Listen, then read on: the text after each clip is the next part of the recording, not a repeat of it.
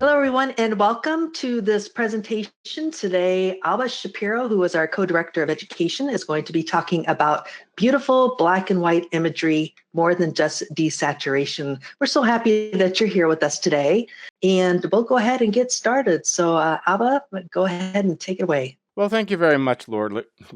Good. The lips aren't working yet today.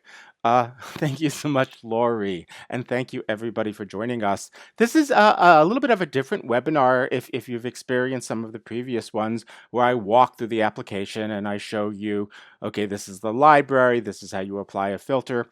I'm not really focusing on that in this webinar. What I really want to focus on is how you can create black and white images using all the filters and tools within Luminar because it's an amazing tool to do that. And black and white it's one of my favorite ways to show off my photography. I think in black and white when I'm taking an image, and I wanted to be able to share that with folks. All the things that go through my mind and the filters that I use when I play with an image to get it to look exactly how I want it to look. Now, what I've actually done is I've just thrown in a variety of images, everything from portraits to landscapes to some scenics, just a variety of things I shot. As a matter of fact, some of these images have already been developed, not necessarily developed for black and white, but developed to where I fixed them and they are no longer, underexposed or overexposed. They're kind of neutral. And that's an important thing to take into account a lot of times when you're creating black and white, because in some cases, if your photo needs some work to start with, you should do that and get the image to that neutral, developed state before you start manipulating how black and white will affect the image. Now, feel free to ask questions. Lori will be getting the questions throughout, and if you have something that is pertaining to what I'm talking about, she'll cut in and she'll ask me that question. But I really want this to be a pretty interactive type of webinar where people might ask how I might be, what's going through my mind when I'm shooting, what's going through my mind when I'm editing. I'm very used to people coming up to me and say, "What were you thinking?" Or actually, that's usually what I say to my kids when I work on an image. So as you can see, I just literally threw a hodgepodge of images in here. But let's go ahead and open up one image. As a matter of fact, I think I threw one that I want to work with in the quick edits. And it is a portrait shot. And then I'm going to throw in a scenic shot. But I just want to show you the difference between desaturation and using other tools to make your images black and white. So this was a shot that I took, and it was pretty much a grabbed shot. I was at a Civil War reenactment, and this was a regiment that an all African American regiment that they were representing, and I just loved the look of this man. A really sweet guy, but really nice texture, and I spoke to me that this should not necessarily be colored because we're looking at something historical. But I wasn't quite sure what I wanted to do with it. So let's walk through some of the ways that you could start off developing an image in black and white.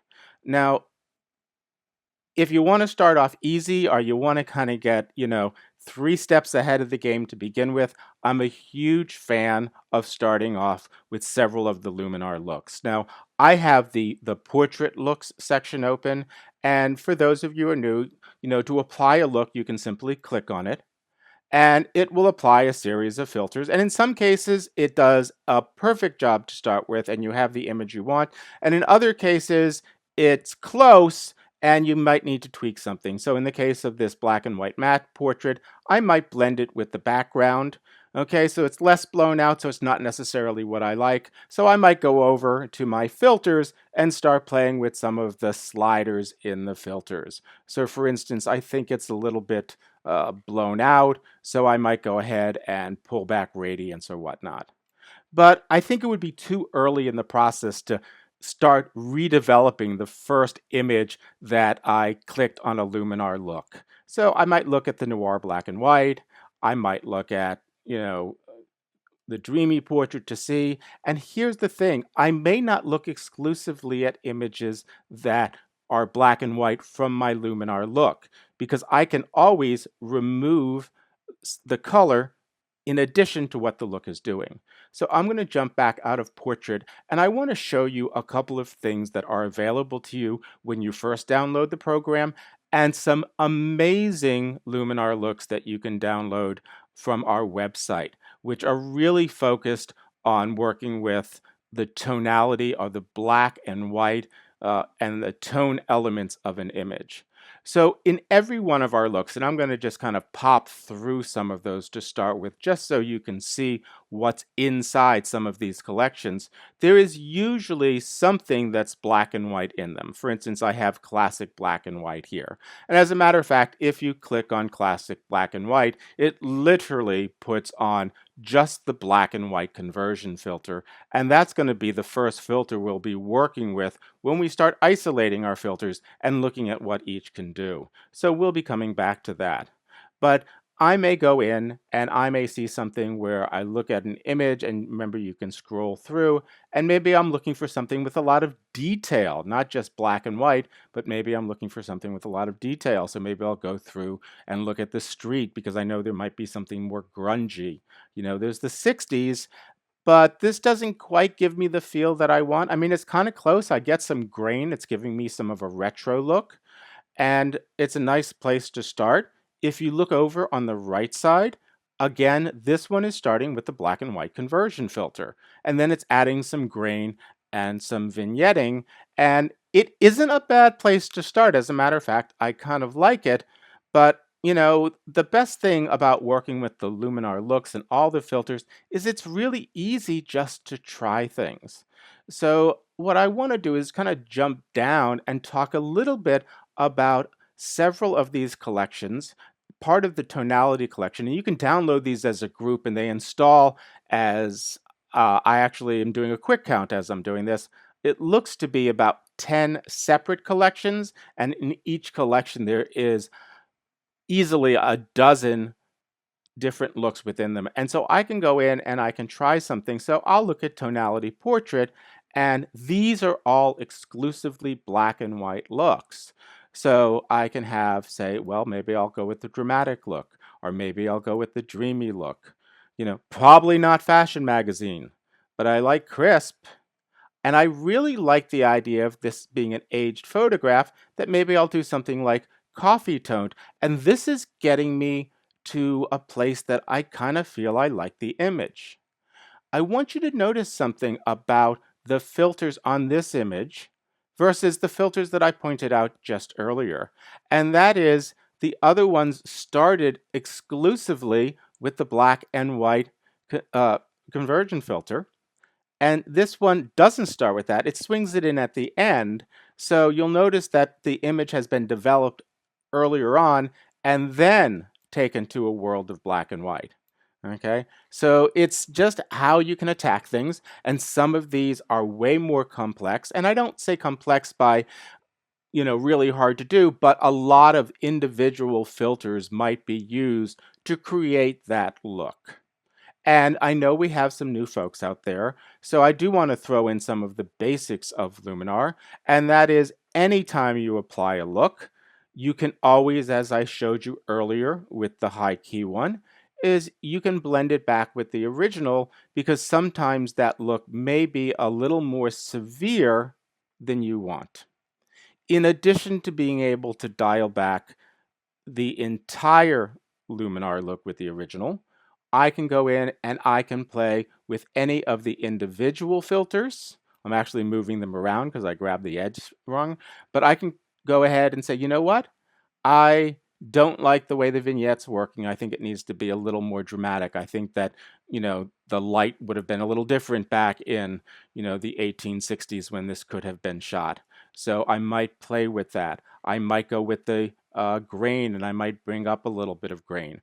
So these Luminar looks are a wonderful starting point, and in some cases an ending point.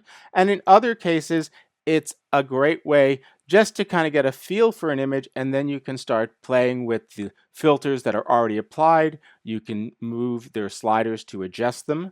You can toggle them off to see what they look like with and without. That's the little eyeball to the right of the name of the filter. So that turns it off so I can see how it's affecting the image. There's a delete option here. A lot of times I'll do that if it's a distraction, but if I can toggle it off because maybe I want to come back, why remove it and then have to dig it up?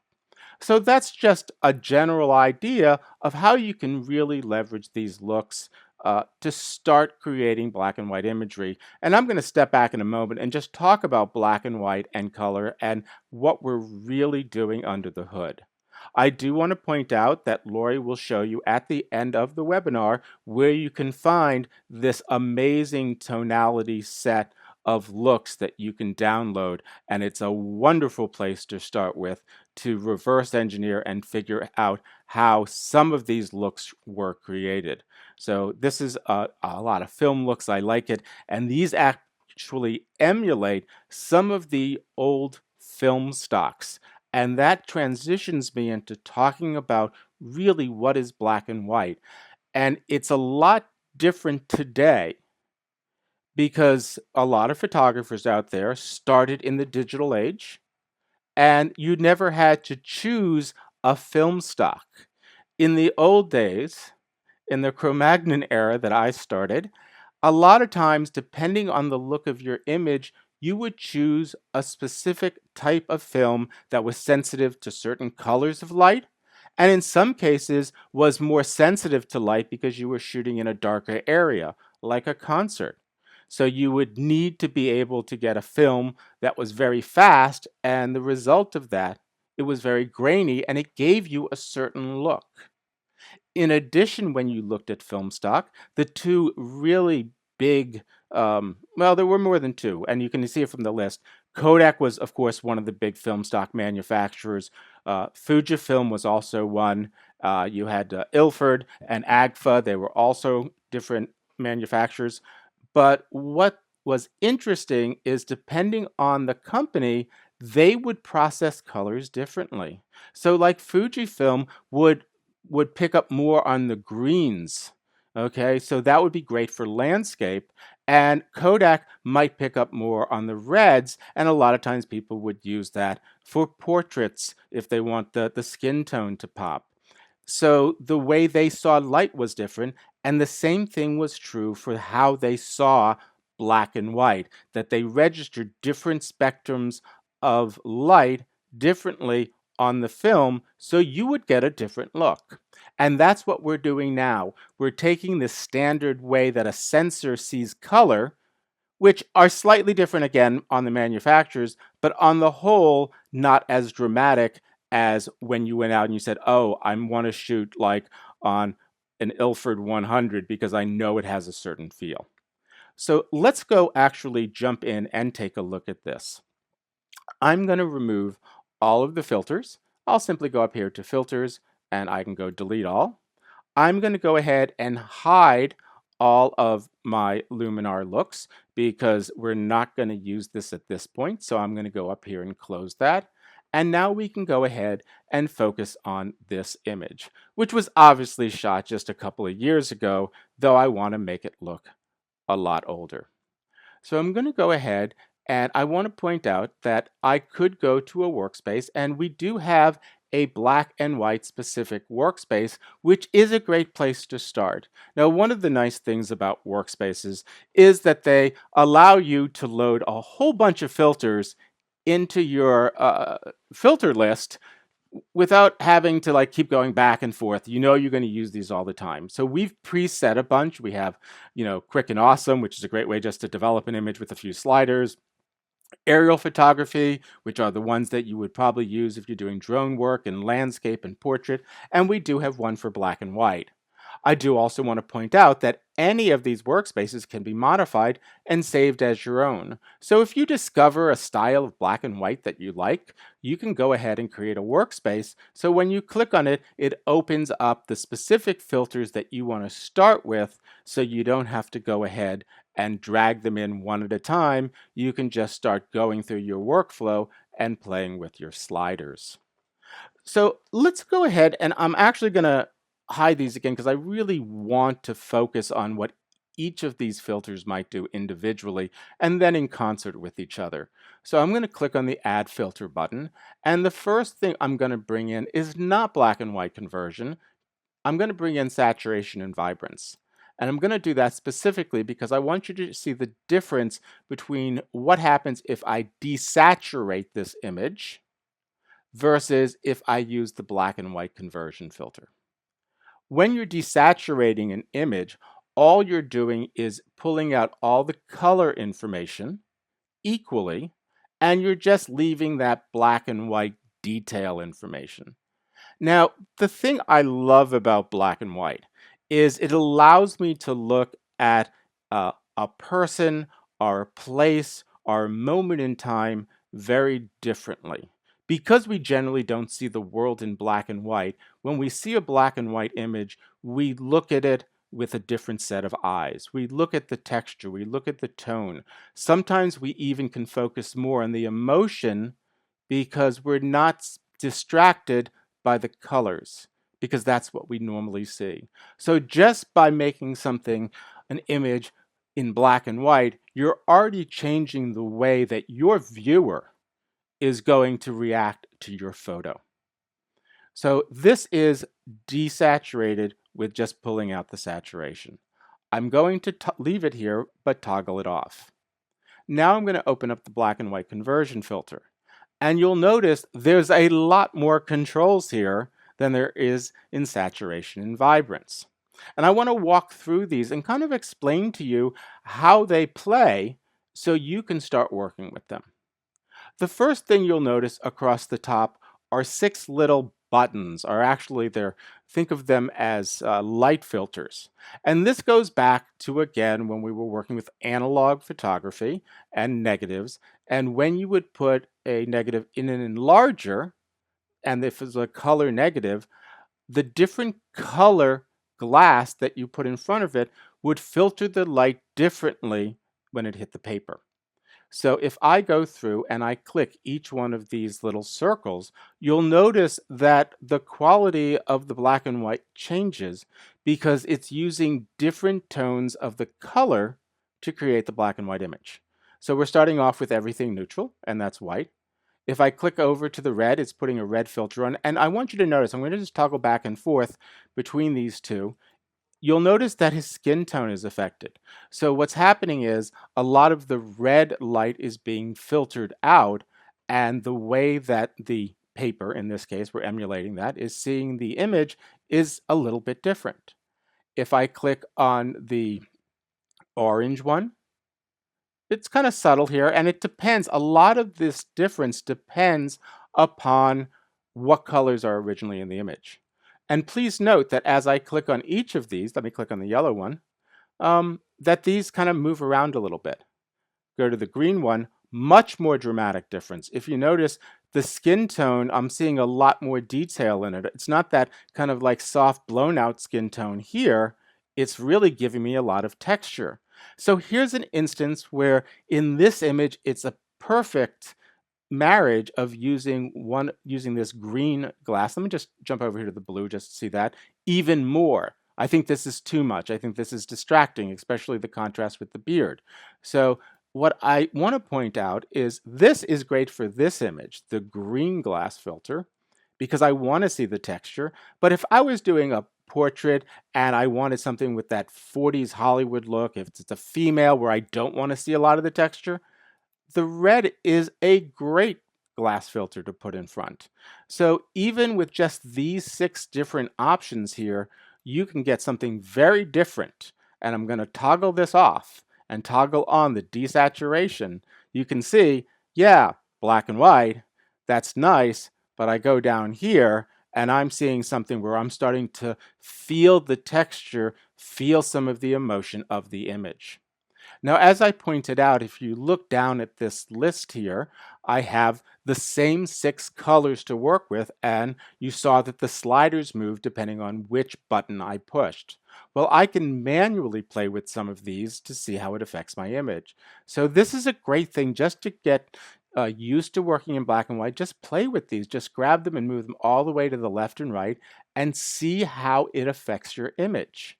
Okay, and in this case, it's really affecting his face for the most of all. But take a look at what happens when I use the blue slider. I'm going to turn this off for a second, and you'll notice I have a lot of blue in his hat and a lot of blue in his uniform. So when I'm moving the blue slider, I'm actually controlling how it's seeing that, and you can see that I can get a lot more nuance in the tone by moving the blue to the right, and I'm now seeing the folds in the fabric, whereas if I moved it all the way to the left, I'm losing that. And depending on what you're trying to create, and I'll tell you that when I work in black and white, I never exactly know what I want. And a lot of time, I'm really surprised when I start playing with these things to see what parts of my image are brought out. And it's really like shooting the image all over again because I'm discovering nuances that I never saw when I was looking through the lens. So let's bring the blue back up a little bit. And then you can see here we have the magenta. And there's not a lot of magenta in this image, so it doesn't really make that much of a difference. But this is important. And the nice thing is that if you do get something you like at any point along the way, you can always save that as a look to come back to so you don't have to remember your settings. And this is great. And eventually, if you don't like it, you just delete the look. Once I've done this, sometimes I'll play with my exposure, highlights, shadows, whites, black, and clarity. And I'll tell you that sometimes after I play with these, I'll go back and play with the other ones because they all relate to each other. So I might want to open up the exposure just a little bit. What I really think I want to do is open up some of the shadows and bring down some of the highlights. I don't want to have this too blown out. Now, I'm going to live with this now. I kind of like it. My gut says maybe it's a little bit dark, but I want something that's moody. So let's leave it at that. And I'm going to bring in a little bit of clarity, and that works with the midtones of the colors. And look at really this beautiful detail that's coming in.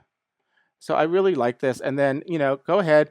I think if I move the detail slider up, that's just too much. That just takes me out to something over stylistic. If I was doing street grunge for black and white, I definitely might crank up my details, but here it's doing too much in either direction. I take it to the left, it softens it too much. It doesn't soften the image the way I like it, as if it's a faded image. It makes it soft where I feel like it's just not focused. So we're going to bring that back to the default, and you can double click any of the sliders right on the little circle, and that'll reset it back to the default. So this is something I'm liking here, and I can work with. And my gut's still saying maybe it's a little bit dark. I might come back in and clean up some of these little white specks, but I want to process the image and get it to the next place. Now, there's another area of the black and white conversion filter that you should be aware of. And a lot of times people don't see it. It's just the next tab. It's the saturation filter. And this is kind of a fun little location. And, as I'm clicking over, the bottom half is not changing. It's just these 6 color bands. And what this allows me to do is if I wanted to bring color in, a certain particular color in and leave everything black and white, this is how I would do it. So I'm going to turn this off for a second. So we see we have a lot of blue, we have the gold, I have the red here, and I probably wouldn't do any isolated color in this image, but I want to show you how it works. So let me go ahead, I'm turning it back on. And if I just move the red up, the only red is probably in his skin, so it should affect the skin, and in the little medal that he's wearing. And you'll see that I'm bringing color in to just that part of the image. Now, what's interesting here is this is totally black and white. And again, this is oversaturated. This is full color. But if I bring in just a little hint of color, just a hint, just around 20, it still feels black and white, but it changes the way I see this image because there is a little red coming through and I get a different feeling with my image. So don't just think the saturation is used exclusively for color isolation if you just want like one red rose in a black and white image. Absolutely, you can do that with adjusting the saturation and probably painting in a little bit of a mask, but it can also change a little bit of the nuance of how our eyes process this. Now remember, I said there was a lot of blue in the image, so that's something that's going to react quite a bit with the blue slider. So maybe I want to bring a little blue in. So now it feels like maybe this was a colorish photo that faded, but I think I'm going to leave that in that direction. So just this one filter alone creates a dramatically different feel and look than this shot that I had right here, which I just snapped, right in the camera. It was actually the lights were the lights, and I just snuck up. I said, "Can I take your picture?" He said, "Sure." I said, "Look down to the right, look a little bit solemn," and he did, and it was like, "Oh my gosh, this is brilliant. I love your face. I love the lines." So this is how that happened. I can go ahead and let's talk about some of the other things that I might do to enhance this image. Well, if this is an older image, usually film stocks were not that fast. So if the person, people moved, and so you needed, and even back then in the 1860s, you would have to stand still quite a bit of time, and so for something to be clear. So a lot of times you would use negative film that was faster, and the way they made film faster or more light sensitive is it had larger grains to capture the light. Here we have ISO to give us grain. So I want to add a little bit of grain to this. So I'm going to just go right up to the search filter box, and I'm going to type in the word grain, and it very quickly gets me to the grain filter. And I'm going to click on that to bring it in. And the nice thing about this is I can control how grainy it gets, and I can control how rough that grain is. Let me make it pretty grainy so you can see the effect of the size slider. So this is bigger or smaller pieces of grain for the light sensitivity. So the quantity and then the size, and the roughness is again the shape, and again, really kind of dirties up the grain. So, I can play with this just to give me a little bit more of the aging feeling. I don't want to go crazy here. I don't want to add a lot of grain. That's a whole different style, but I just want to add a little bit of subtle texture. So when somebody looks at this, it doesn't feel like that super sharp imagery that we're getting out of our sensors these days. Wonderful when you want to get really sharp landscapes and everything, but sometimes you want a little bit of noise, you want a little bit of grain. And for those of you who were around back in the days of processing film, and here's a little bit of I guess an education lesson. One of the things we did is if we were shooting black and white, is you would buy film with a certain light sensitivity. ISO 25 was awesome. You had 100 was standard. 400 was your sensitive stuff. But there were times when you knew that your 400 wasn't fast enough.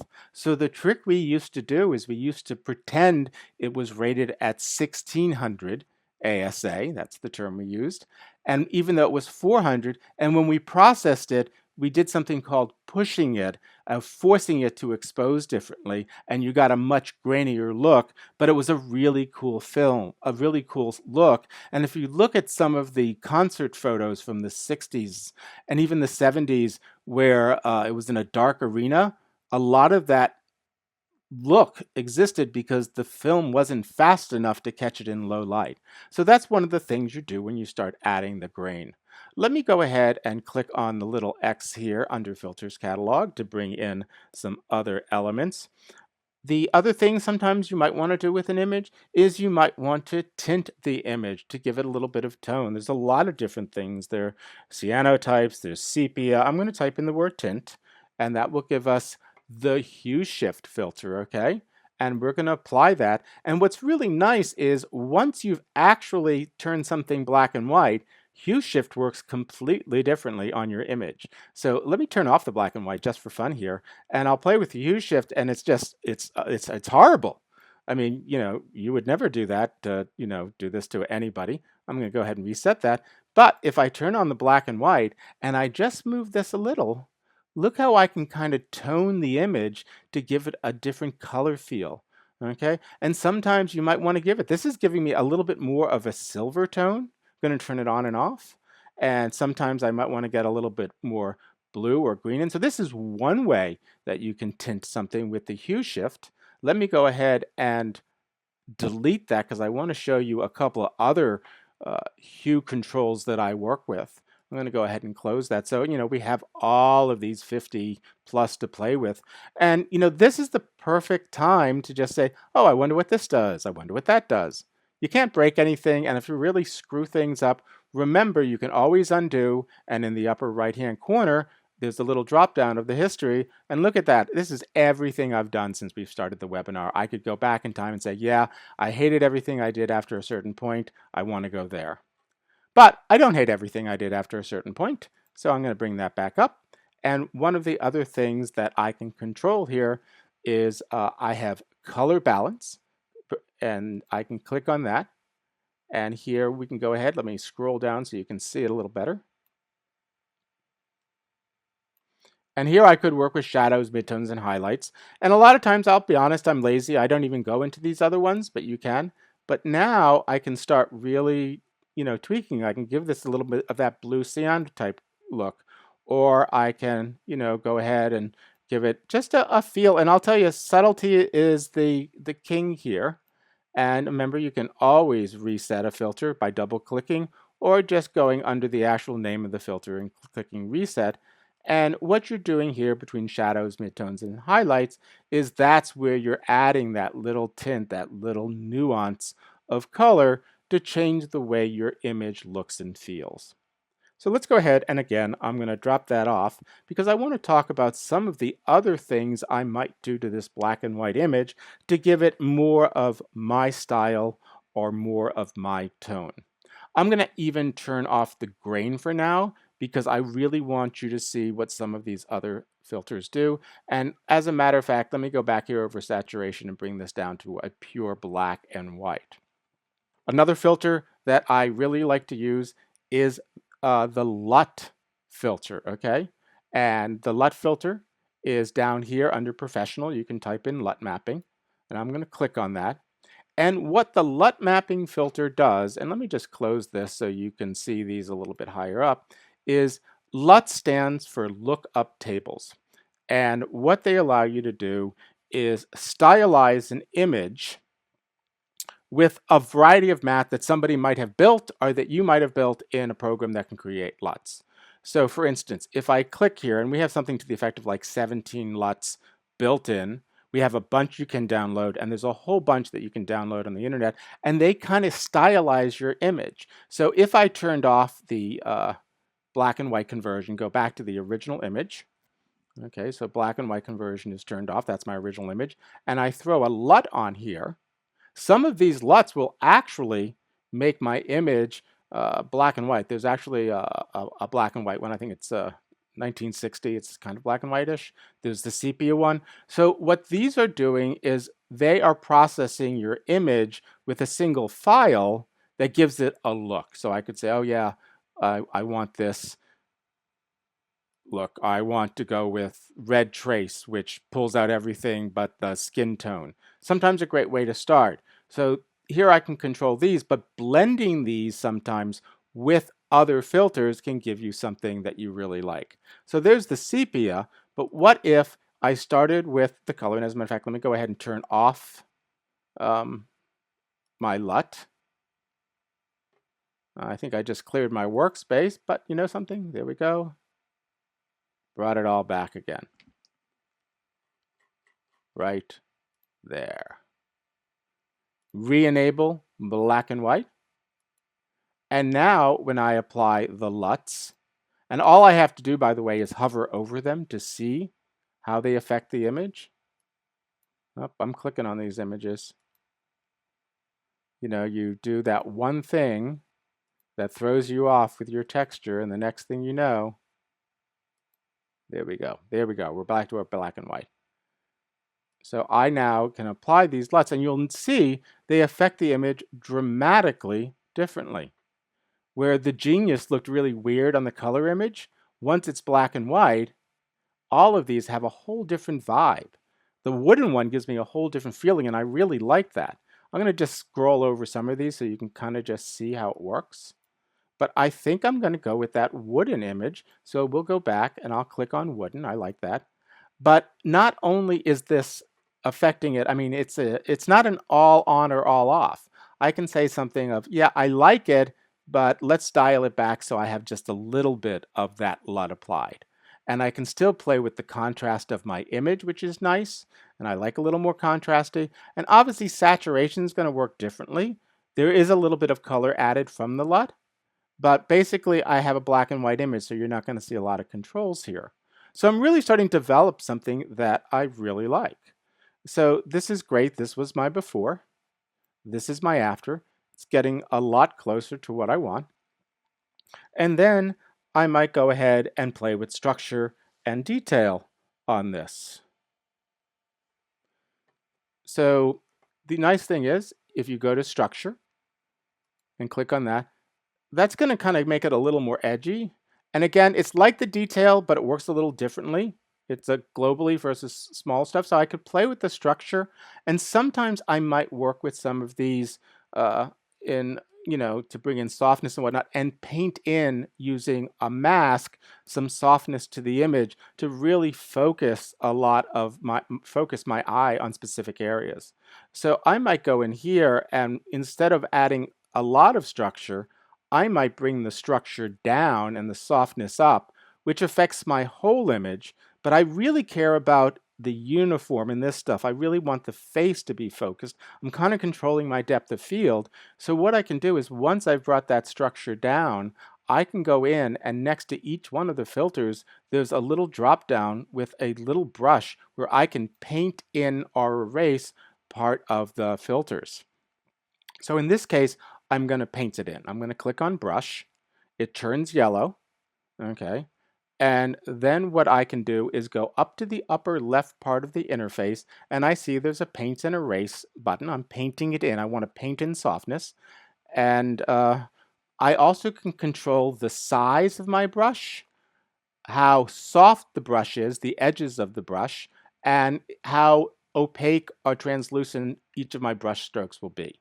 So I can do this very easily with the drop down. I can also use keyboard shortcuts. If you're used to doing that, the left and right bracket keys will make something larger and smaller. The shift left and right bracket keys will make the edges of your brush sharper or softer. I'm going to leave them at the default, but I'm going to bring my opacity down so I can be a little more gentle with my brush stroke, so I can actually paint things in a little more subtly. And you'll notice as soon as I start painting, all of this structure filter goes away except for where I'm moving my brush. So you'll notice I'm going to just make my first stroke and start painting this in. And do you notice that the sharpness came back into his face? Because what's happening here, if I click on the little eyeball to the left, is this red area is where I'm painting in this structure filter, which is being used in the opposite way that a lot of folks normally use it, which is to make part of my image soft. So let me turn off the rubylith, and I'm going to just paint in the areas that I really don't want the eyes to focus to. I really want them to focus on his face and his eyes, and I can go in and I can paint this in how I like it, maybe even a little bit here on the hat. There we go. So we have that softness there, and I like that. And if I really wanted this to go soft, this is a great trick. I might be almost at the extremes of my settings here.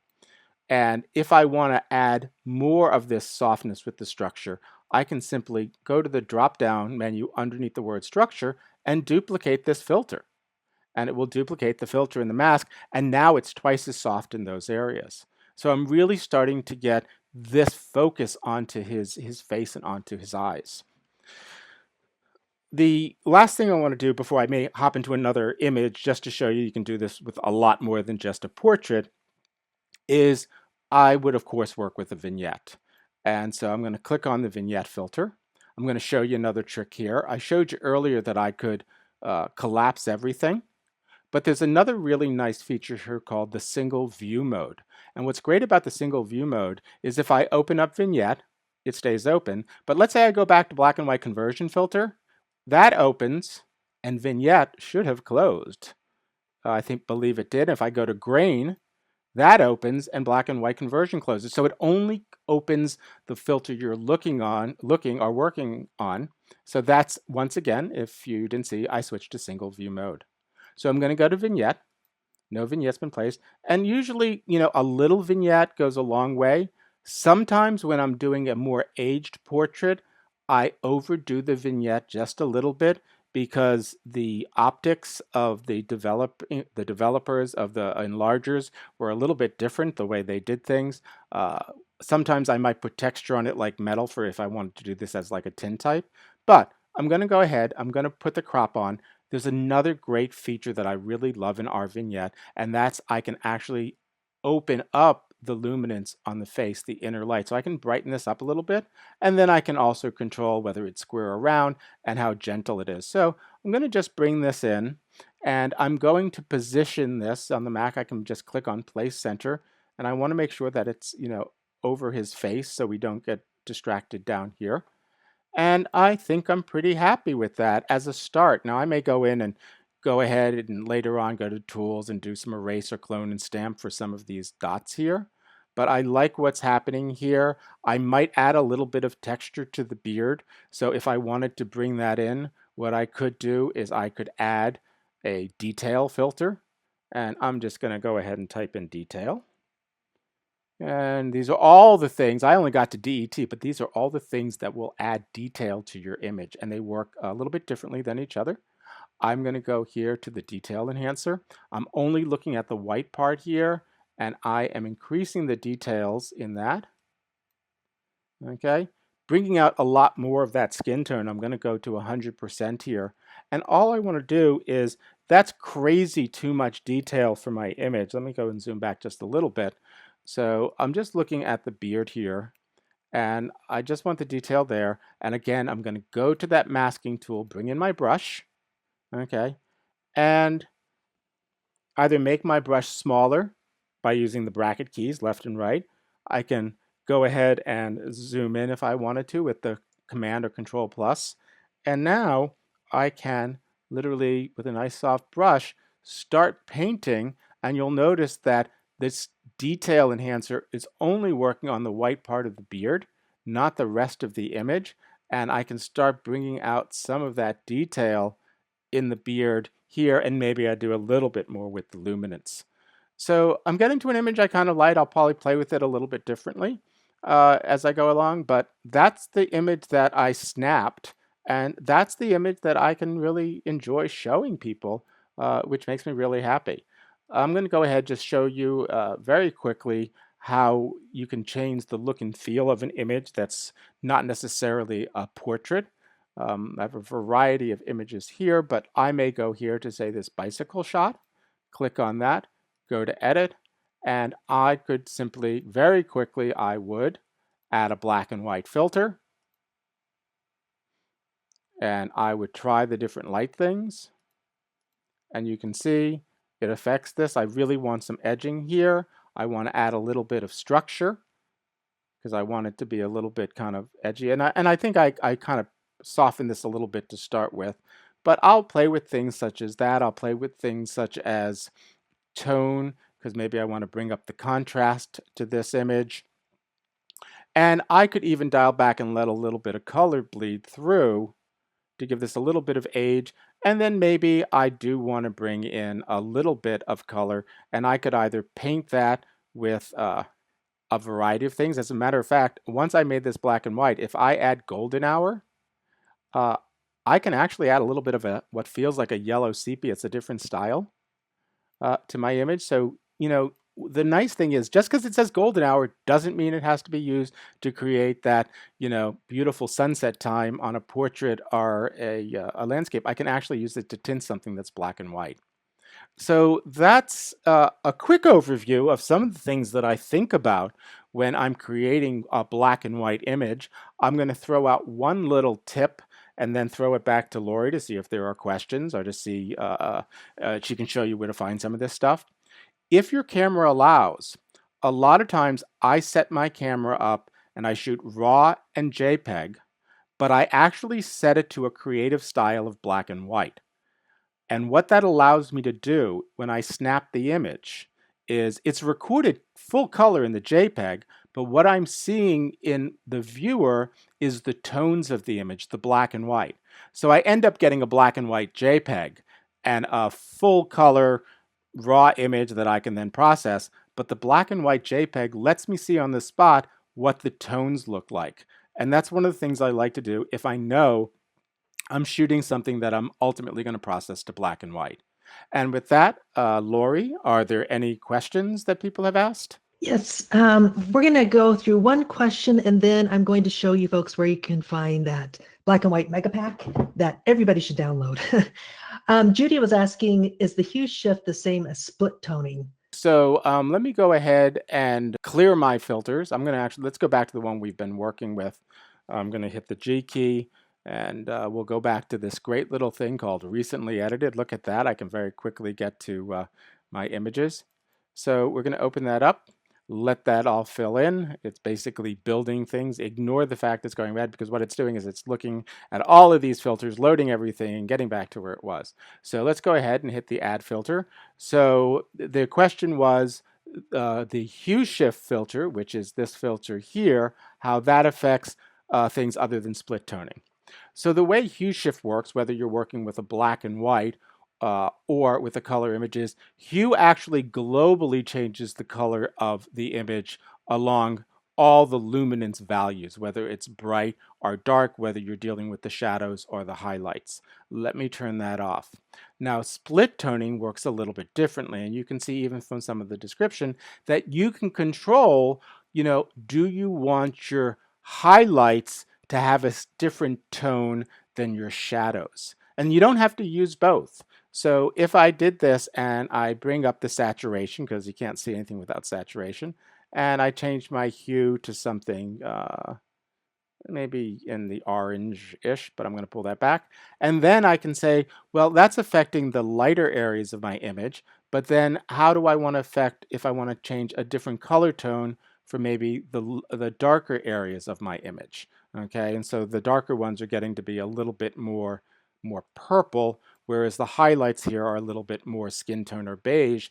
And then what you have, in addition to hue and saturation, is a balance between where the highlights take over, turning into that skin tone, and the shadows take over, looking into that purple. So I can move that back and forth and get a whole different feel. So hue shift is globally across all luminance values, and split toning allows you to separate two different colors that affect your highlight or your brighter areas and your shadows are your darker areas. And then you have this wonderful balance slider, which says where that switch is going to happen.